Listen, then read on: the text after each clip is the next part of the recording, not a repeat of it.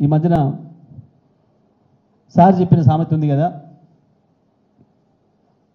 మొన్న సభలో అని చెప్పి దాన్ని చూసి ఎలకలబడ్డట్టు నీ చంద్రబాబు అంత మొగోడే అంత మునగాడే అయితే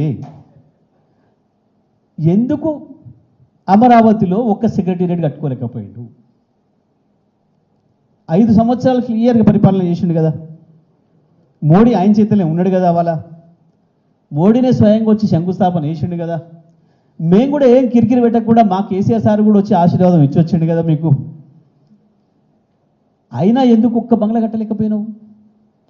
మా కేసీఆర్ ఉన్నదాన్ని ఊలగొట్టి అద్భుతమైన బంగ్లా కట్టిండాడ సచివాలయాన్ని మొత్తం భారతదేశం అంతా వచ్చి చూసేటట్టు.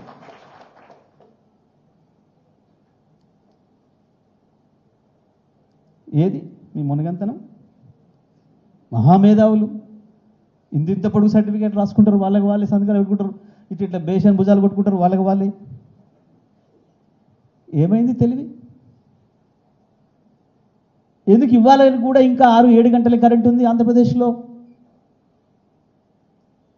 ఇవాళకి కూడా 6-7 గంటల కరెంటు రైతాంగానికి. ఎందుకు కేసీఆర్ ఇవ్వగలిగిండు 3 ఏళ్లలో 24 గంటల కరెంట్? ఒక ఆంధ్రప్రదేశ్లే కాదు, గుజరాత్లో కూడా 6 గంటల కరెంట్ ఇప్పటికి కూడా రైతాంగానికి. 6 అంటే 6 గంటలు, 6 నిమిషాలు కూడా ఎక్కువయ్యారు, 6 సెకండ్లు కూడా ఎక్కువయ్యారు. ఆ రాహుల్ గాంధీ అంటూ పెద్ద కార్యకర్త దొరికిండు మోడీకి కాబట్టి నడుస్తుంది కానీ వాళ్ళ రాజ్యం. కేసీఆర్ కనుక నోరు ఇప్పడం మొదలు పెడితే